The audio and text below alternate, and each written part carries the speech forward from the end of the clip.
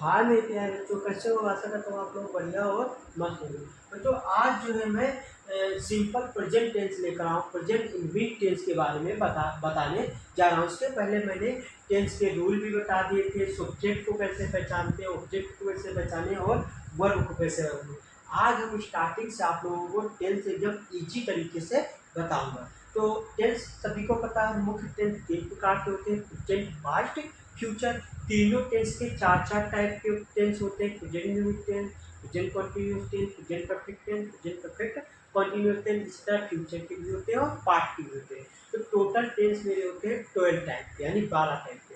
12 tense total होते हैं। अब 12 टेंस में से पहला जो टेंस होता है, प्रेजेंट का जो पहला भाग होता है वो मेरा होता है द सिंपल प्रेजेंट टेंस। दोस्तों क्या होता है द सिंपल प्रेजेंट टेंस, जिसे हम कहते हैं प्रेजेंट इंडेफिनिट टेंस। क्या कहते हैं दोस्तों? जिसे हम कहते हैं प्रेजेंट इंडेफिनिट टेंस। अब प्रेजेंट इंडेफिनिट टेंस का रूल क्या होता है, पहचान क्या होती है? 12 टेंस होते हैं दोस्तों, 12 टेंसों की अलग अलग पहचान होती है। अगर हमें टेंस पहचानना आता होगा तो हम टेंस को आसानी से बना सकते हैं, ठीक है। और अगर टेंस पहचानना नहीं आता होगा तो हम आसानी से टेंस को नहीं बना सकते हैं, ठीक है।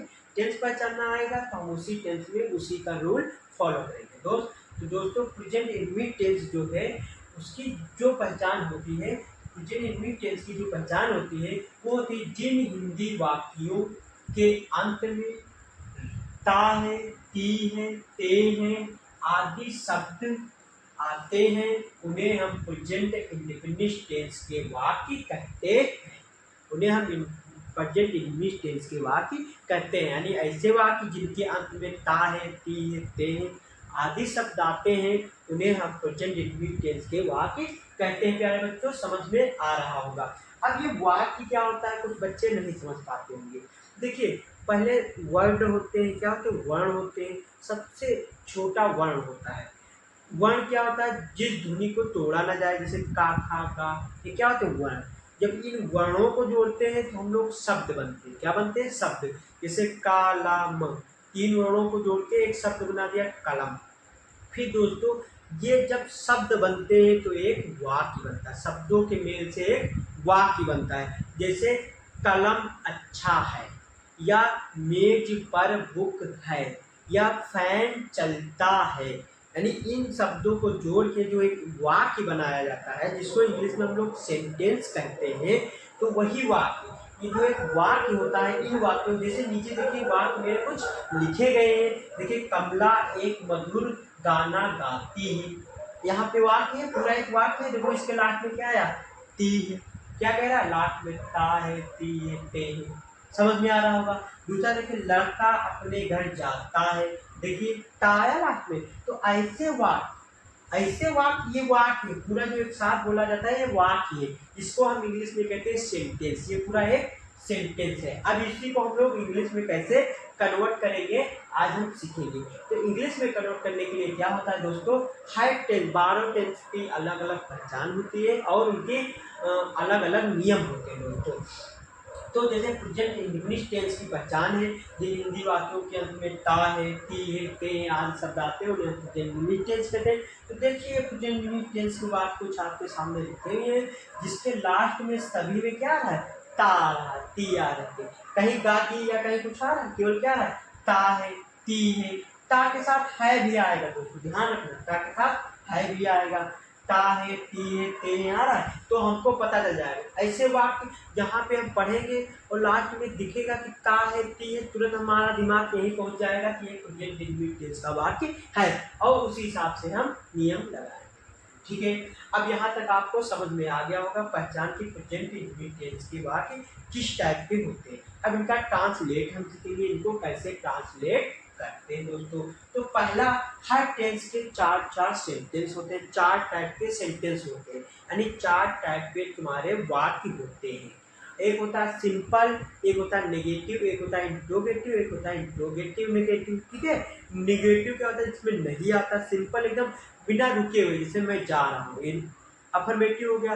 निगेटिव क्या होता है? जिसमें हम कहते हैं हम नहीं जा रहे हैं। इंट्रोगेटिव क्या होता है? क्या हम जा रहे हैं, क्यों हम जा रहे हैं, कौन हम जा रहे हैं। इंट्रोगेटिव नेगेटिव में नहीं भी लगा होता क्या क्यों के साथ, जैसे क्या मैं नहीं जा रहा हूँ। आशा करता हूँ दोस्तों चारों टाइप के सेंटेंस समझ में आ गए होंगे। ये सेंटेंस आपको 12 टेंस 12 टेंसों में यही सेम सेंटेंस देखने को मिलेंगे, चार affirmative, negative, interrogative, interrogative, negative. आशा करता हूँ यहाँ तक समझ में आ गया होगा। अब देखिए पहला जो प्रेजेंट टेंस का पहला सेंटेंस होता है वो होता है अफर्मेटिव सेंटेंस। अफर्मेटिव सेंटेंस में ऐसे वाक्य आते हैं जो एकदम साधारण और सिंपल होते हैं, इसमें ना तो नोट होता है, ना प्रश्नवाचक चिन्ह होते हैं, ना क्वेश्चन वर्ड होता है दोस्तों। अब देखिए इसका बनाने का रूल क्या होता है। अब लोग इसको पढ़े होंगे आप लोग, लेकिन इसको यूज करना नहीं जानते हो कि ये क्या होता है। ये प्यारे बच्चों ये होता है कि हम किसी भी सेंटेंस को बनाने के लिए सबसे पहले सब्जेक्ट लिखते हैं, फिर वी का मतलब वर्ब होता है। वर्ब किसे कहते हैं, क्रिया, उठना बैठना नहाना जितना भी काम करता जितना काम करता है वो क्या कहलाता है, क्रिया वर्ब। फिर उसके बाद ई यस या ई एस हेल्पिंग वर्ब होती है, और ऑब्जेक्ट जो बचा कुचा होता है। आशा करता हूँ यहाँ तक आपको समझ में आ रहा होगा दोस्तों। आप देखिए अब अगर आपको सब्जेक्ट वर्ब और हेल्पिंग वर्ब और वर्ब ये सब ऑब्जेक्ट के बारे में पढ़ना है तो मेरे यूट्यूब पे लिंक है जिसपे आपको अच्छे से बताया गया है कि सब्जेक्ट और वर्ब ये सब क्या होता है। अब आते हैं हम लोग सेंटेंस पे। तो सबसे पहले क्या बताया गया, सबसे पहले हम सब्जेक्ट लिखेंगे, प्रेजेंट टेंस का जब ट्रांसलेट करेंगे तो सबसे पहले हम सब्जेक्ट लिखेंगे। सब्जेक्ट के बाद हम वर्ब लिखेंगे दोस्तों। वर्ब के बाद वर्ब की फर्स्ट फॉर्म में क्या ई या ई एस लगाएंगे, उसके बाद हम ऑब्जेक्ट लिखेंगे, फिर मेरा सेंटेंस क्या हो जाएगा, कंप्लीट हो जाएगा। दोस्तों हम आशा करता हूँ ये समझ में आ रहा होगा आप लोगों के। अब देखिए जैसे मेरे अफर्मेटिव सेंटेंस के कुछ वाक्य लिखे हुए, कुछ सेंटेंस लिखे हुए हैं अफर्मेटिव सेंटेंस के प्रेजेंट इंडेफिनिट टेंस के, ठीक है। अब देखिए जैसे पहला लिखा हुआ है, कमला एक मधुर गाना गाती है। अब हमको पता चल गया गाती है यानी ये प्रेजेंट टेंस का वाक्य। हालांकि पहले से प्रेजेंट टेंस वाक्य दिए गए हैं, सारे वही प्रेजेंट टेंस, क्योंकि सब में ता ती आ रहा है, ठीक है दोस्तों। आप देखिए इसको हम कैसे बनाएंगे। तो देखो सबसे पहले क्या कह रहा है, सब्जेक्ट आएगा। अब सब्जेक्ट पहचानो दोस्तों क्या होता है, जिसके बारे में कहा जाता है वो क्या होता है, सब्जेक्ट कहलाता है। यानी कम जिसको हम लोग कर्ता कहते हैं हिंदी में। अब कमला एक मधुर गाना गाती है। अब कौन मधुर गाना गा रही है बच्चों, मधुर गाना कमला गा रही है। किसके बारे में कहा जा रहा है, कमला का के बारे में गा रहा है। तो सब्जेक्ट क्या बन के आएगा, कमला। क्या दोस्तों बन के आएगा, कमला। मैं आशा करता हूँ दोस्तों समझ में आ रहा होगा कि सब्जेक्ट जो आएगा वो मेरा क्या आएगा दोस्तों, कमला आएगा। क्या आएगा दोस्तों, कमला। यहाँ तक समझ में आ गया, सब्जेक्ट क्या आएगा, कमला। अब कमला के बाद देखो वर्ब वी आएगा। अब ये हो गया इसका काम खत्म हो। वी का मतलब जो करता करता है, यानी जो सब्जेक्ट करता है। कमला सब्जेक्ट क्या कर रही, गाना गा रही, गाता गाती गाती गाना नहीं गाती, क्या कर रही हो, गाती। गाती की क्या होती है दोस्तों, सी होता है, SINGC। अब ये खत्म होगा। अब देखिए ई या ई एस लगेगा, क्योंकि सिग्नल लॉन्ग है तो हम क्या ई या ई एस लगाएंगे। तो इसमें क्या लगा देंगे दोस्तों, एस लगा देंगे। फिर इसके बाद क्या आ गया, ऑब्जेक्ट आ गया। ऑब्जेक्ट होता है बचा कुचा। अब इन दोनों के बाद हमारा क्या बचा है, एक मधुर गाना। क्या बचा हुआ है दोस्तों, एक मधुर गाना। तो हम क्या लिखेंगे, कमला कमला सिंग्स आ स्वीट सॉन्ग। क्या, कमला सिंह आ स्वीट सॉन्ग दोस्तों, स्वीट सॉन्ग, स्वीट सॉन्ग। आशा करता हूँ समझ में आ रहा होगा। अब स्वीट मधुर को क्या कहते हैं हम लोग, मीठा गाना। क्या करती है, मीठा। मधुर को क्या कहते हैं, मीठा गा रही। कभी कहते हैं वो बहुत मीठा गाती है, ठीक है। तो क्या मीठे को क्या कहते हैं, स्वीट। स्वीट वो भी स्वीट होता है जो मिठाई होता है, जो खाया जाता है। हमारा क्वेश्चन दिमाग में क्वेश्चन चल रहा होगा दोस्तों, ठीक है। अब आ स्वीट सॉन्ग, ठीक है। अब लास्ट में क्या क्या स्वीट सॉन्ग। आशा करता हूँ समझ में आ रहा होगा दोस्तों। अब देखिए दूसरा क्या है, लड़का अपने घर जाता है। कौन जा रहा है अपने घर, लड़का। अब इसमें सबसे पहले क्या कहा जा रहा है, सब्जेक्ट ढूंढो। सब्जेक्ट किसकी बात कही जा रही है दोस्तों, लड़का की। लड़का अपने घर जाता है, सब्जेक्ट कौन है, लड़का। तो सबसे पहले हम लिखेंगे द बॉय, लिखेंगे दोस्तों द बॉय। अब एक लड़का है, सिंगल नोन है तो द बॉय। अब बॉय लड़का क्या कर रहा है, जाता है। जाते थे क्या होता है, गो होता है। अब गो होता है, अब गो में हम क्या करेंगे, ईएस जोड़ देंगे, तो क्या हो जाएगा, गोइज हो जाएगा। क्या हो जाएगा, गोज। The boy goes. अब कहाँ, अब बचा कुचा क्या है, अब ये हो गया, सब्जेक्ट हो गया, फिर सब्जेक्ट के बाद तुम्हारा वर्ब वो वर्ब हो गया। वर्ब माने क्या होता है, जाता है, क्या कर रहा है लड़का, जाता है, तो गोइज हो गया। फिर उसके बाद दोस्तों क्या आता है, उसके बाद हमने हेल्पिंग वर्ब भी लगा दी, ईएस। अब ऑब्जेक्ट क्या दोस्तों, ऑब्जेक्ट क्या है, अब बच्चा कुछ क्या है, वो अपने घर जा रहा है। अब लड़का है, ध्यान देना दोस्तों, हम आपको कुछ इम्पोर्टेंट बता दे रहे हैं। अगर लड़का है और अपना लगा है, तो लड़के के लिए एक वचन के लिए, अपने के लिए क्या हम लोग लगाएंगे दोस्तों, लड़के के लिए अपने के लिए हिज लगाएंगे। अगर लड़की है तो उसके लिए हम दोस्तों हर लगाएंगे, क्या लगाएंगे, हर लगाएंगे। अगर प्लूरल नाउन है दोस्तों, तो अपने के लिए हम देयर लगाएंगे, क्या लगाएंगे, देयर दोस्तों, देयर लगाएंगे। इतना ध्यान रखना, ठीक है। अब देखिए, लड़का अपने घर जाता है, तो the boys goes his home. His home या हाउस कुछ भी लगा सकते हो दोस्तों, होम या हाउस दोनों आपका यहाँ पर सही है। आप होम भी लगा सकते हो और आप हाउस भी लगा सकते हो। ऐसा करता हूँ समझ में आ रहा होगा। अब एक चीज आपके डाउट चला, क्या हम गो टू नहीं लगा सकते, बिल्कुल the boys go to, boys to हो, दोनों लगा सकते हो। आप यहाँ पे टू भी लगा सकते हो, आप यहाँ पे टू भी लगा सकते हो। अगर आपको कोई दिक्कत हो तो आप मेरे कमेंट में बता सकते हैं दोस्तों। आशा करता हूँ आप लोगों को समझ में आ रहा होगा। अब देखिए अगला क्या है, वह क्या अपना पाठ याद करता है। तो अब देखिए सब्जेक्ट क्या है, फिर से यही रूल लगेगा, सब्जेक्ट क्या वह है, इसके बारे में कहा जा रहा है वह अपना पाठ याद करता है। तो हम क्या करेंगे दोस्तों, सबसे पहले हम वह की स्पेलिंग लिखेंगे। वह को इंग्लिश में क्या कहते हैं, ही कहते हैं। अगर लड़की होती, मान लो भी होता वह अपना पाठ याद करती है, तो हम लोग क्या लगाते, सी लगाते। क्या लगाते दोस्तों, सी लगाते। यहाँ पे लड़का है तो ही लगाएंगे। अब इसके बाद क्या आता है, वर्ब। अब वह क्या कर रही है, याद कर रही। याद करने की लाइन होती है LEARN। क्या होती है दोस्तों, लाइन होती है LEARN, लर्न। लर्न माने याद करना, ठीक है। तो दोस्तों ही लाइन। अब लर्न में क्या होगा, अब लर्न एक वचन है तो यस लगाएंगे, लर्न। लर्न के बाद क्या होगा, अब लर्न के बाद ई या ईएस, यस लगा दिया। अब इसके बाद ऑब्जेक्ट क्या है, अपना पाठ। क्या याद करता है वो, अपना पाठ। अब लड़का है तो क्या लगाएंगे, हिज लेसन। तो he learn to his lesson, he learn to his lesson, या फिर चैप्टर लगा सकते हो आप। बिल्कुल कंफ्यूज ना हो, आप लेसन और चैप्टर दोनों लगा सकते हो। आप सॉरी दोस्तों, यहाँ पे टू नहीं होगा क्योंकि जा थोड़ी ना रहा, याद कर रहा है ना दोस्तों, याद कर रहा है। तो आपका क्या होगा, ही लर्न हिज लेसन। आशा करता हूँ दोस्तों आपको समझ में आ रहा होगा। आशा करता हूँ दोस्तों आपको समझ में आ रहा होगा। यहाँ तक सबसे आसान, ही लर्न हिज लेसन, यानी वह अपना पाठ याद करता है। देखिए वह की ही आ गई। अब सब्जेक्ट, अब वर्ब क्या हो गया, याद करता, करता याद करना। ये पूरा तुम्हारा जो याद करना है, पूरा तुम्हारा वर्ब बन गया। तो याद करने की लाइन आ गई।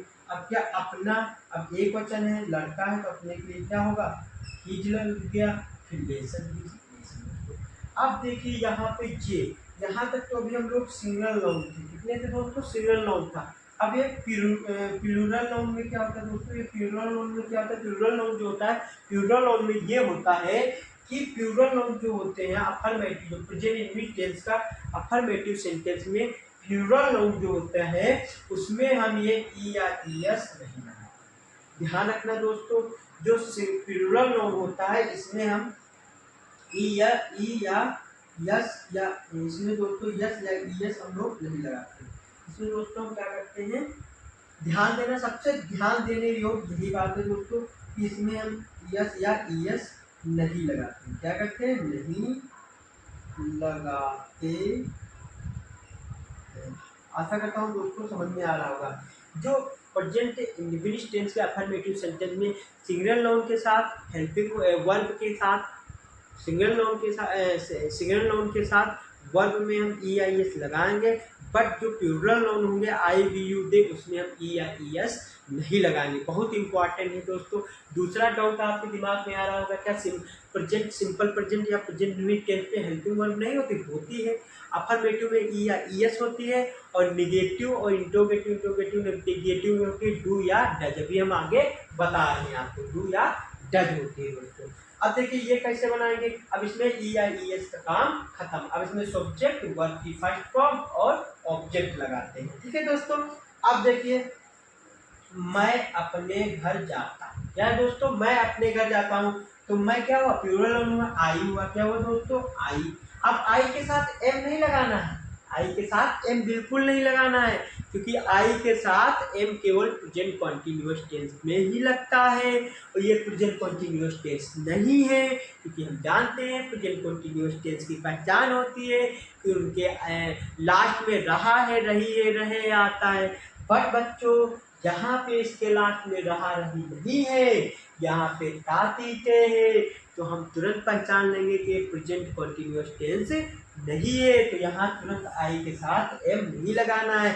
बच्चे देखते हैं आई और हूँ, मैं और हूँ देखते हो, तो आप लोग तुरंत आई के साथ एम लगा देते हो, नोट ये नहीं लगाना है दोस्तों, क्योंकि ये प्रेजेंट इंग्लिश टेंस है, इसमें आई के साथ एम नहीं रखना है, इसमें रूल से हम लोग चलते हैं।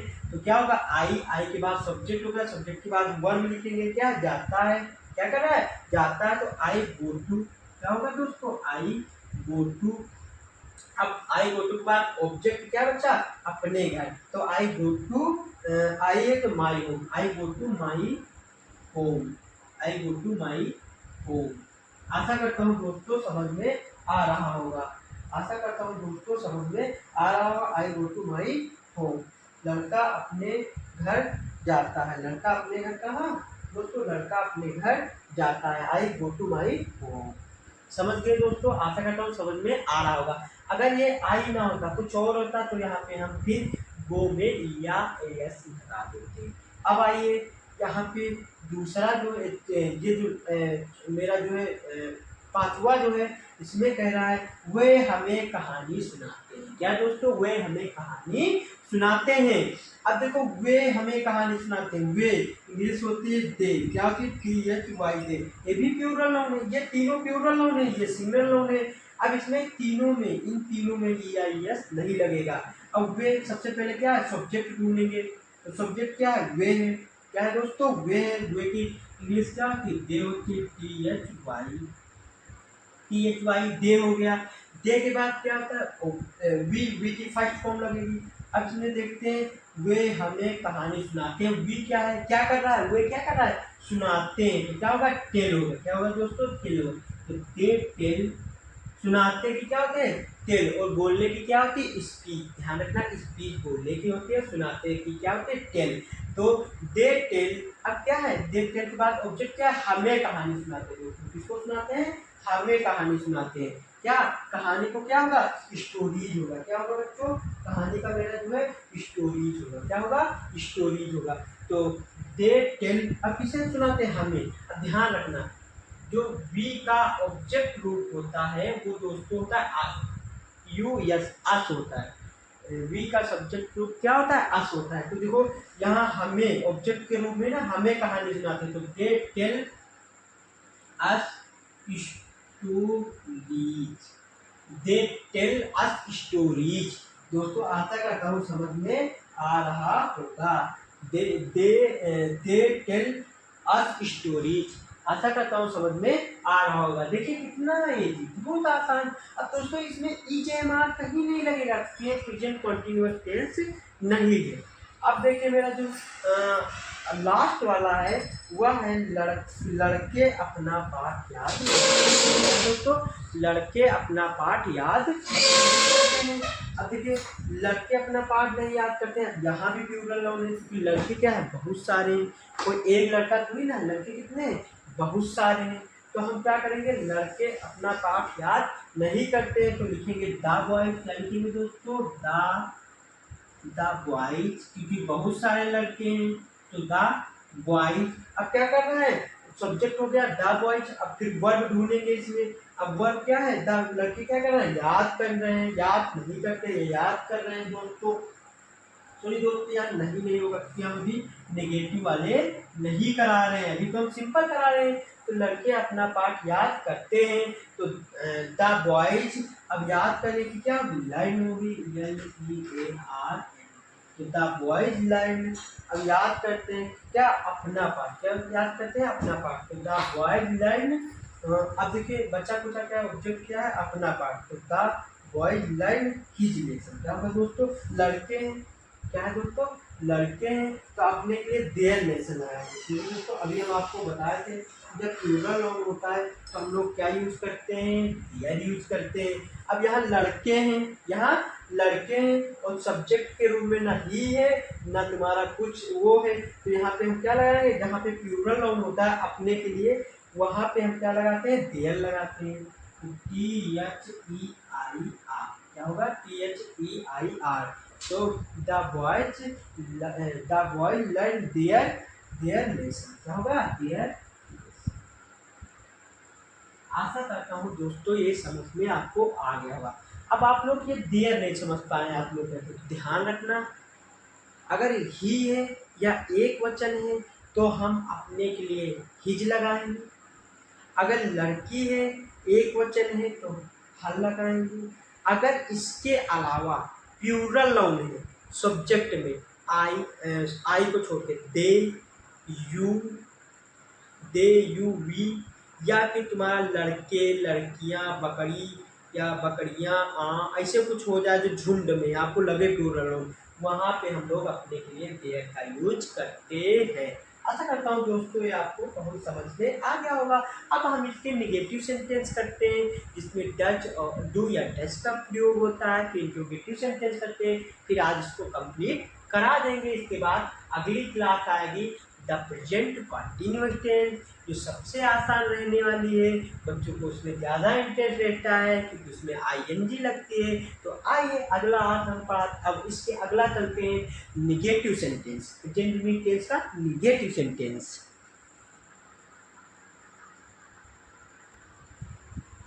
फाइनली दोस्तों हम आ गए हैं प्रेजेंट इंडेफिनिट टेंस के नेगेटिव सेंटेंस पे। अब ध्यान रखना अभी हम लोग प्रेजेंट इंडेफिनिट टेंस में ही चल रहे हैं क्योंकि इसके 4 टाइप के सेंटेंस होते हैं, 4 टाइप के वाक्य होते हैं। अभी हम लोग साधारण पढ़ रहे थे, अब हम लोग पढ़ेंगे जिसमें नहीं आता है। देखिए अभी पीछे ता ती ते ही तो चल रहा है, ये प्रेजेंट इंडेफिनिट टेंस में लास्ट में क्या होता है, ता ती ते ही तो होता है। जब पीछे का हिस्सा बदल जाएगा, रहा रही रहे आ जाएगा या कुछ और आ जाएगा, तब हम लोग सोचेंगे कि अगले टेंस में आ चुके हैं। तो अभी हम प्रेजेंट इंडेफिनिट टेंस के नेगेटिव सेंटेंस में आ गए हैं। नेगेटिव सेंटेंस यानी ऐसे वाक्य जिसमें नहीं आता है, ऐसे वाक्य दोस्तों जिसमें नहीं आता है। अब इन वाक्यों की अंग्रेजी कैसे बनाते हैं, तो इन वाक्यों की अंग्रेजी बनाने के लिए एक वचन करता जैसे ही सी इट, एक वचन शब्द जैसे ही सी इट आदि के साथ हम डज का यूज करते हैं दोस्तों। किसका यूज करते हैं, डज का यूज करते हैं। और आई बी यू दे आदि प्लूरल नाउन के साथ, प्लूरल नाउन सब्जेक्ट के साथ हम किसका, डू का यूज करते हैं। फिर हम नोट लगाते हैं, डू या डू नॉट या डज नोट का यूज करते हैं। फिर बाद में हम ऑब्जेक्ट लिखते हैं। आशा करता हूँ दोस्तों समझ में आ गया होगा। अब देखिए मेरे प्यारे बच्चों आगे हम अब करेंगे नेगेटिव सेंटेंस में क्या होता है, इसमें नहीं आता है। क्या कहता है इसमें, क्या कहता है कि सबसे पहले हम लोग सब्जेक्ट लिखेंगे। सब्जेक्ट SUB शॉर्टकट है, परेशान ना हो, नहीं बोलो कि भैया सब्जेक्ट की मीनिंग गलत लिख दी है, ठीक है। तो सब्जेक्ट प्लस डू या डज हो जाएगा, प्लस ये हेल्पिंग वर्ब है प्रेजेंट। अगर कोई पूछे प्रेजेंट इंडेफिनिट टेंस की हेल्पिंग वर्ब क्या है तो आप लोग डू या डज ही बताओगे। तो ये डू या डज हेल्पिंग वर्ब हो गया, फिर नोट हो गया, प्लस विकिफाइड फॉर्म जो करेगा सब्जेक्ट ऑब्जेक्ट यानी बचा कुछ था। अब देखिए दोस्तों जैसे मेरे कुछ सेंटेंस दिए हुए हैं, कमला अपना पाठ याद नहीं करती है। कौन नहीं याद करता है, कमला। अभी वहां क्या था, नहीं आ रहा था तो हम लोग धगक धगक करते जा रहे थे। अब इसमें EIS भी का मतलब ही नहीं है, कुछ भी नहीं, क्योंकि नेगेटिव सेंटेंस है, रूल बदल गया। अब इसमें डू या डज चलेगा। तो सबसे पहले सब्जेक्ट लिखेंगे, क्या कहेगा, सबसे पहले सब्जेक्ट, सबसे पहले क्या है, कमला। क्या लिखेंगे हम दोस्तों, लिखेंगे कमला। कमला के बाद क्या लिखेंगे, डू या डज। अब बताइए इसमें डू लगेगा या डज लगेगा, कमेंट कीजिए। तो इसमें लगेगा आपका दोस्तों डज, क्योंकि कमला क्या है, एक वचन है। कमला सिंगल नाउन में आ रही है क्योंकि ही सी एक वचन। इनके अलावा आदि और भी तो हो सकते हैं जिसमें एक वचन। कमला का कहीं थोड़ी ना, कमला एक है। तो हम क्या लगाएंगे दोस्तों, कमला डज। क्या लगाएंगे दोस्तों, कमला डच। तो ये हो गया मेरे दोस्तों, क्या हुआ, कमला डच। कमला डच के बाद क्या होगा, प्लस वी। वी यानी वर्ब। अब कमला क्या कर रही है, याद कर रही है पाठ। कमला अपना पाठ नहीं करती, याद नहीं करती, सॉरी दोस्तों, कमला अपना पाठ याद नहीं करती। यहाँ क्या है, याद नहीं करती, सॉरी दोस्तों, कमला अपना पाठ याद नहीं करती है। देखो आप लोग देख रहे होगे, कह रहे होगे भैया ने गलत लिख दिया। हो जाता है कभी कभी, बड़ी बड़ी शहरों में छोटी छोटी बातें होती रहती हैं। अब देखिए यहाँ पे कमला अपना पाठ याद नहीं करती है, तो हम क्या लिखेंगे, कमला अब देखिए क्या लिखेंगे, कमला डज। ये क्या है दोस्तों, डज। कमला डज नॉट, क्या लिखेंगे, कमला डज नॉट। दोस्तों क्या लिखेंगे, कमला डज नॉट। अब कमला डज नॉट के बाद क्या आएगा, वर्ब क्या है, याद करना, तो लर्न आ जाएगा, LEARN। लर्न, बार बार LEARN, ध्यान रखना, लर्न माने याद करना होता है, क्या, अपना पाठ। तो कमला एक वचन है, तो हिज लेसन, हिज। अब कमला लड़की है, क्या है, कमला लड़की है, तो लगाएंगे हर। क्या लगाएंगे, हर। बोले थे लड़की के लिए हर लगेगा, अपने के लिए, लड़के के लिए हिज लगेगा। तो Kamla Kamla does not learn learn her lesson, learn her lesson. आशा करता हूँ दोस्तों यहाँ तक आपको समझ में आ गया होगा। अगर किसी को कोई दिक्कत है तो आप जो है कमेंट कर सकते हो, बिल्कुल भी ना घबराइए, आप कमेंट कर सकते हो। तो कमला अपना पाठ याद नहीं करती, आगे ना दोस्तों। अब आगे चलिए, आगे मेरा कमला अपना पाठ याद नहीं करती, ये हो गया। अब आगे मेरा दोस्तों दूसरा जो है, लड़का अपने घर नहीं जाता है। दूसरा क्या है, लड़का अपने घर नहीं जाता है। अब देखिए लड़का, तो क्या सब्जेक्ट क्या है, सब्जेक्ट पहले फिर रूल देंगे, सब्जेक्ट क्या है, लड़का, तो लिखेंगे द बॉय। क्या लिखेंगे, द बॉय। अब यस नहीं लगाएंगे क्योंकि लड़के नहीं, लड़का एक है, तो द बॉय, तो द बॉय। फिर उसके बाद डू या डच लगाएंगे क्योंकि लड़का एक है, तो क्या लगाएंगे, डच, तो द डच नोट। नोट तो लगाएंगे क्योंकि नहीं है, तो द बॉय डच नोट। अब क्या, उसके बाद क्या, वी क्या कर रहा है, जा रहा है, तो the boy does not go. Go क्या होगा दोस्तों, गो टू। क्या होगा दोस्तों, ये ऊपर का है, तो क्या होगा, गो टू। अब कहाँ, अपने घर, लड़का है ना, तो अपने घर के लिए क्या होगा, हिज होम। क्या होगा दोस्तों, go to his home, go to his home. आसानी से बच्चों आपको समझ में आ रहा होगा कि जो है the boy does not go to his house या हिज होम। कुछ भी लगा सकते हो, हाउस भी लगा सकते हो, होम भी लगा सकते हो। The boy does not go to his home। कितना आसान है दोस्तों। अगला देखिए, वे अपने स्कूल नहीं जाते। अब यहाँ से देखिए कहानी बदल गई, क्योंकि अभी हम लोग सिंगल नाउन पे चल रहे थे, अब प्लूरल नाउन पे आ गए। तो वे अपने स्कूल नहीं जाते हैं, और नहीं अपने स्कूल जाते वे। अब वे की इंग्लिश क्या होती है, दे किस में आता है, प्लूरल नाउन में। तो हम लिख लेंगे, सबसे पहले लिख लेंगे दे। क्या लिखेंगे दोस्तों, THY, दे लिखेंगे। अब दे सब्जेक्ट हो गया, उसके बाद आप डू लगाएंगे या डज, क्योंकि दे क्या है आप बताओ, प्लूरल नाउन है, तो डू लगेगा या डज लगेगा, आप सोचो, कमेंट करो क्या लगेगा, क्योंकि डू लगेगा, क्योंकि क्या दे क्या है, प्लूरल नाउन है। तो क्या लगेगा, डू नॉट। क्या लगेगा दोस्तों, डू नॉट। डू नॉट हो गया। अब डू नॉट के बाद क्या होगा, वी। वर्ब, वर्ब क्या है इसमें, जाते हैं, कहाँ जाते हैं, तो they do not go, do not go to, तो they do not go to कहाँ, अपने स्कूल। तो अपने के लिए क्या होगा, दे के साथ अपने के लिए क्या अभी हम बताए थे, दे के साथ अपने के लिए अभी हम क्या बताएंगे, सोचिए सोचिए सोचिए, क्या बताए थे, अपने के लिए दे के साथ, ध्यान दो दोस्तों, अभी हमने आपको अपने के लिए क्या बताए थे, देयर बताए थे। क्या बताए थे अभी इसके पहले, अपने के साथ, क्योंकि दे क्या है, प्लूरल नाउन है, प्लूरल नाउन के साथ अपने स्कूल के, तो क्या लगाया है, देयर लगाएंगे, THEIR। Are their school, their school. आशा करता हूँ दोस्तों समझ में आ रहा होगा। They do not go to there school, यानी वे अपने स्कूल नहीं जाते हैं। अब देयर क्यों लगा, क्योंकि क्या है, अपने हैं। अब यहाँ पे क्या है, प्लूरल नाउन है, दे यू ये सब के साथ क्या लगाते हैं, देयर लगाते हैं अपने के लिए, और ही के साथ हिज लगाते हैं, और कोई एक वचन करता है तो हिज लगाते हैं, लड़की है तो हल लगाते हैं। ध्यान रखना दोस्तों। अगला देखिए, अगला है मेरा, मैं तुम्हें एक कविता नहीं सुनाता हूँ। मैं आई प्लूरल नाउन है तो आई लगाएंगे, प्लूरल नाउन है तो क्या डू या डज लगेगा, तो आई, फिर डू या डज लगेगा तो डू लगेगा, तो डू नॉट। अब वी आ गया, वी फर्स्ट फॉर्म, वी क्या है इसमें, सुनाने की क्या होता है, टेल, क्या होता है दोस्तों, टेल। तो आई डू नॉट टेल। अब क्या कर रहे हैं, सुनाने के बाद ऑब्जेक्ट क्या है, तुम्हें एक कविता, तो do not tell you a poem, do not tell you a poem. आसानी से समझ में आ रहा होगा कि do not sing you a poem. अब सिंग क्या गाती है या सुनाती है, सिंग, अच्छा हाँ, ये भी ध्यान रखना, कविता क्या की जाती है, गाई जाती है, सुनाई नहीं जाती है। टेल भी लगा सकते हो, कोई बात नहीं, टेल भी लगा सकते हो, सिंग भी लगा सकते हो। सुनाती है या मैं तुम्हें कविता नहीं सुनाता हूँ, टेल भी लगा सकते हो, कोई दिक्कत नहीं, टेल भी लगा सकते हो, सुनाती है ना, या फिर सिंग भी लगा सकते हो, क्या लगा सकते हो दोस्तों, सिंग भी लगा सकते हो, क्योंकि कविता गाई जाती है।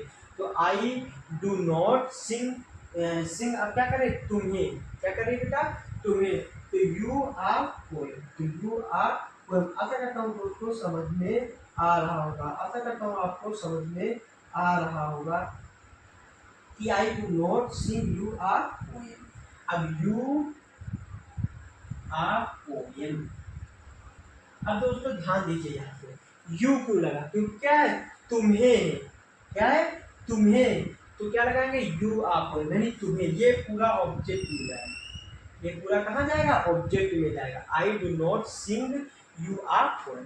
अब देखिए लास्ट वाला सबसे इंटरेस्टिंग है, कभी, तो ध्यान रखना, इन कोई भी सेंटेंस हो, यदि कभी नहीं आया है तो हम कभी नहीं के लिए नेवर लगाते हैं, और हेल्पिंग वर्ब नहीं लगाते हैं, हेल्पिंग वर्ब बिल्कुल नहीं लगाते, यानी डू या डज का काम खत्म। यहाँ जब कभी नहीं आएगा तो डू या डज का काम खत्म, तो डायरेक्ट लिखेंगे, क्या लिखेंगे, ही, क्या लिखेंगे दोस्तों, ही, फिर कभी नहीं, ही आएगा, फिर डू या डज का काम खत्म, फिर क्या आएगा, नेवर आएगा, डू या डज को नहीं लगाएंगे, जब कभी नहीं आएगा तो हम डू या डज नहीं लगाएंगे, तो ही नेवर, क्या दोस्तों, ही नेवर, कभी नहीं। अब क्या है, क्या हुआ, जाता है, तो he never go, go to school, he never go to, he never go to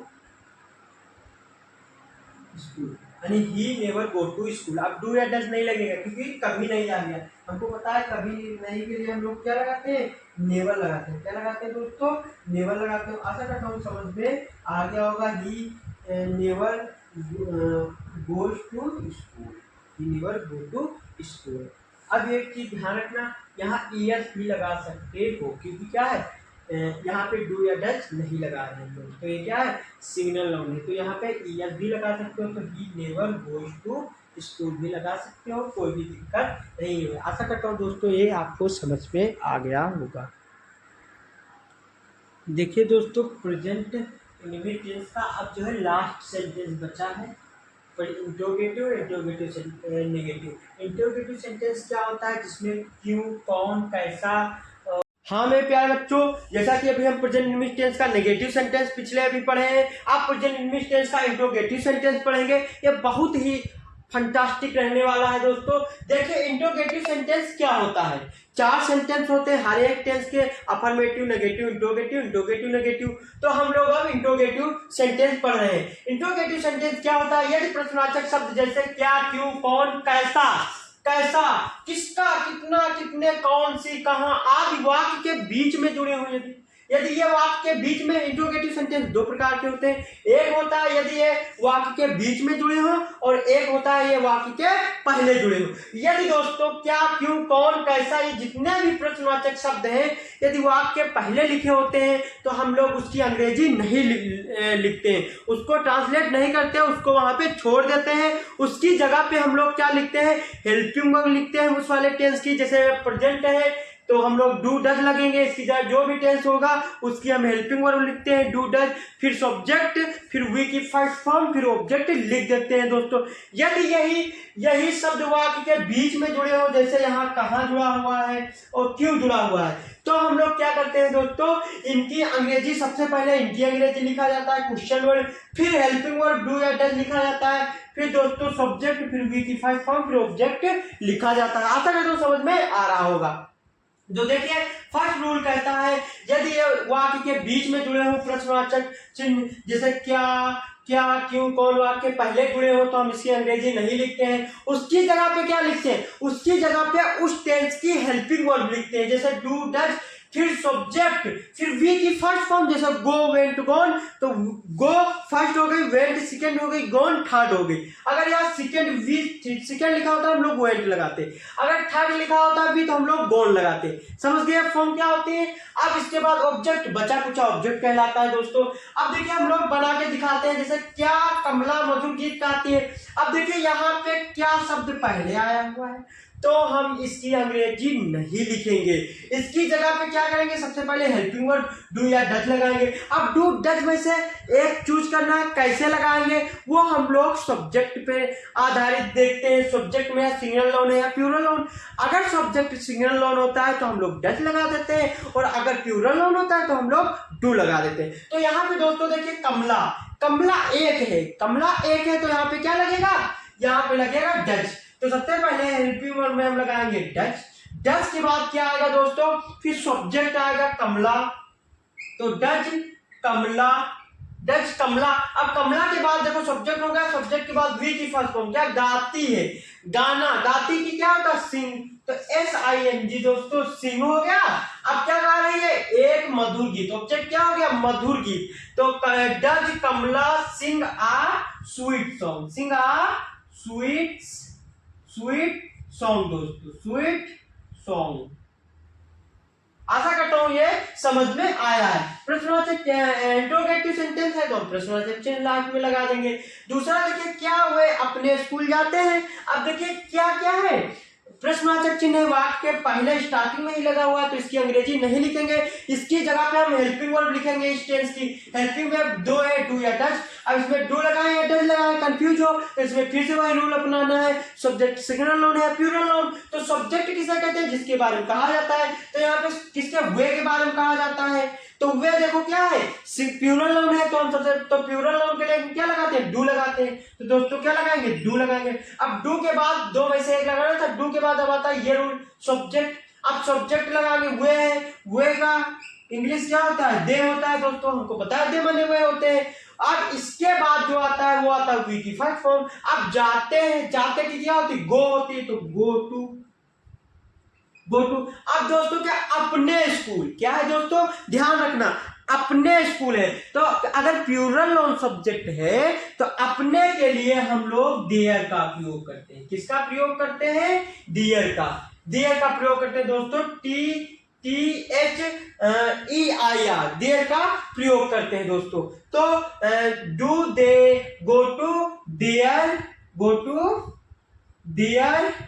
there क्यों लगा, क्योंकि अपना स्कूल है, प्लूरल नाउन सब्जेक्ट है तो देयर अपने के लिए यूज हुआ है। There schools. फिर से देखिए do they go to there school, यानी अपने स्कूल, वो अपने स्कूल जाता है। यहां तक समझ में आ गया होगा। दूसरा रूल देखिए क्या कह रहा है, दूसरा रूल कह रहा है यदि ये वाक्य के बीच में लिखे हो क्या, क्यों, कौन, कैसा, तो इसको हम सबसे पहले इसकी अंग्रेजी लिख लेते हैं। बीच में लिखा हो तो सबसे पहले इसको छाट के लाते हैं। तो देखिए यहाँ पे कहाँ बीच में बैठा है, तो सबसे पहले वेयर लिखेंगे, WHER वेयर के बाद ये कह रहा है, इसका रूल क्वेश्चन वर्ड हो गया। इसके बाद कह रहा है डू या डज लगेंगे, तो वह सिंगल नाउन है तो हम डज लगाएंगे, तो वेयर डज। अब वो है डस के बाद देखिए दोस्तों हम लोग जो है सब्जेक्ट चूज करेंगे। सब्जेक्ट क्या है? वह है, तो वह की स्पेलिंग लिख लो ही। यहां तक समझ में आ रहा है। अब इसके बाद दोस्तों कह रहा है वी चूज कीजिए, तो रहता है, रहता क्या आएगा? LIVE, leave. अब लीव के बाद देखिए ऑब्जेक्ट, ऑब्जेक्ट इसमें कुछ है ही नहीं, तो उसको छोड़ देना, यहीं पे सेंटेंस की क्या कर देना? समाप्त कर देना। आशा करता हूं समझ में आ रहा होगा दोस्तों। अब अगला देखिए, तुम स्कूल क्यों जाते हो? इसमें भी देखो प्रश्नवाचक शब्द वाक्य के बीच में जुड़ा है दोस्तों। तो सबसे पहले जब बीच में जुड़ा होता है तो हम उसकी अंग्रेजी लिख लेते हैं, तो वाई, WHY, क्योंकि हमको पता है क्योंकि स्पेलिंग वाई होता है। तो वाई के बाद अब क्या होगा? क्वेश्चन वर्ड आ गया। फिर रूल में देखो क्या रहा है? डू या डज लगाओ, तो यू प्लूरल नाउन है। यू क्या है? प्लूरल नाउन है। तुम प्लूरल नाउन है तो हम लोग लगाएंगे डू, तो वाई डू। अब डू के बाद कह रहा है डू या डज में से एक लगाना था, डू लगा लिया। अब कह रहा है सब्जेक्ट, तो तुम की यू होता है, सब्जेक्ट क्या है? तुम है, यू होता है दोस्तों। अब इसके बाद देखिए यू के बाद जो है हम क्या लगाएंगे? यू के बाद रूल मेरा कह रहा है ऑब्जेक्ट। क्या कह रहा है? सॉरी, यू के बाद कह रहा है वर्ब। वर्ब की कौन सी फॉर्म लगेगी? तो यहाँ पे दोस्तों देखिए क्या है? वर्ब क्या है? जाते हैं। अब वी की फर्स्ट फॉर्म कहा है, तो जाने की फर्स्ट फॉर्म होती है जो गो होती है। अगर सेकेंड फॉर्म कहे तो वेंट होती है, और अगर थर्ड फॉर्म कहे वी की थर्ड फॉर्म लगती है तो गोन होती है। तो ध्यान रखना दोस्तों, यहाँ पे कहा गया वी की फर्स्ट फॉर्म, तो वी की फर्स्ट फॉर्म यानी वी मेरा जाते हैं, वर्ब जाते हैं, तो जाते हैं की गो लगा देंगे, गो टू। क्या लगाएंगे? तो गो टू। अब क्या स्कूल जा रहा है, क्या कहा जा रहा है? ऑब्जेक्ट बचा कुचा। अब इसमें क्या बचा है? स्कूल, तो स्कूल की हम लोग क्या लिख देंगे? स्कूल लिख देंगे दोस्तों। आशा करता हूं समझ में आ गया होगा, आशा करता हूं समझ में आ रहा होगा। अब इसमें एक और सेंटेंस है इंट्रोगेटिव सेंटेंस का नेगेटिव सेंटेंस। अब नेगेटिव सेंटेंस में क्या होता है? नेगेटिव सेंटेंस में इन्हीं वाक्यों में केवल नहीं लगा होता है। अगर इनमें नहीं जुड़ा है तो उसका एक सिंपल सा साधारण सा फॉर्मूला है, तुमको कुछ नहीं करना है, केवल जहां सब्जेक्ट होता है सब्जेक्ट के बाद तुमको नोट लगा देना है। जहां जहां तुमको सब्जेक्ट है उसके बाद नोट लगा देना है, बाकी कुछ नहीं करना है। टोटल 12 टेंस होते हैं, 12 टेंसों में यही फार्मूला यूज करना है। आपको केवल सब्जेक्ट के बाद नोट लगा देना है इंट्रोगेटिव सेंटेंस में, फिर बाकी यही पूरा कार्यक्रम होता है। आशा करता हूं समझ में आ गया होगा। तो आज मेरा प्रेजेंट इंग्लिश टेंस कंप्लीट हो गया है। इसमें चारों सेंटेंस आपको बता दिए हैं। अब इसके बाद हम लोग नेक्स्ट टेंस आएगा प्रेजेंट कंटिन्यूअस, उसके भी सारे सेंटेंस बताएंगे। थैंक यू दोस्तों।